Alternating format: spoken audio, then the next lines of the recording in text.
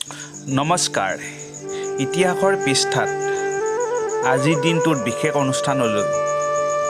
অনুষ্ঠানলৈ আপোনালোকক স্বাগতম জনাইছোঁ। আজি ইংৰাজী 2023 খ্ৰীষ্টাব্দৰ নৱেম্বৰ 1 তাৰিখ। আজি বুধবাৰ, অসমীয়া লেখেৰে কাতি মাহৰ 14 তাৰিখ। 1858 চনত আজিৰ দিনটোতেই ভাৰতত ইষ্ট ইণ্ডিয়া কোম্পানীৰ শাসন সামৰণি পৰে আৰু সমগ্ৰ ভাৰতৰ শাসনভাৰ ইংলেণ্ডৰ ৰাণীৰ হস্তগত হয়। 1956 চনত আজিৰ দিনটোতেই ত্ৰিপুৰা আৰু দিল্লীক কেন্দ্ৰীয় শাসিত অঞ্চলৰূপে ঘোষণা কৰা হয়। 1966 চনত আজিৰ দিনটোতেই পঞ্জাৱ দ্বিখণ্ডিত হৈ দুখন স্বতন্ত্ৰ ৰাজ্য পঞ্জাৱ আৰু হাৰিয়ানা গঠন কৰা হয়। উভয়ৰে ৰাজধানী হয় চণ্ডীগড়।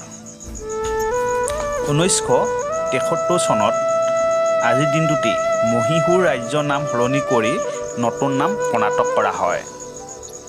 1998 চনত আজিৰ দিনটোতেই গুৱাহাটী খানাপাৰাত গেছ টেংকাৰৰ বিস্ফোৰণত 11জন লোকৰ মৃত্যু হয় আৰু বিস্তৰ ক্ষয়ক্ষতি হয়।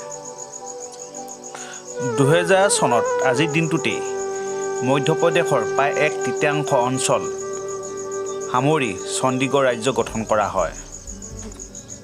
1955 চনত আজিৰ দিনটোতেই আমেৰিকা যুক্তৰাষ্ট্ৰৰ প্ৰখ্যাত লেখক প্ৰবক্তা ডেল কাৰ্নেগীৰ মৃত্যু হয়।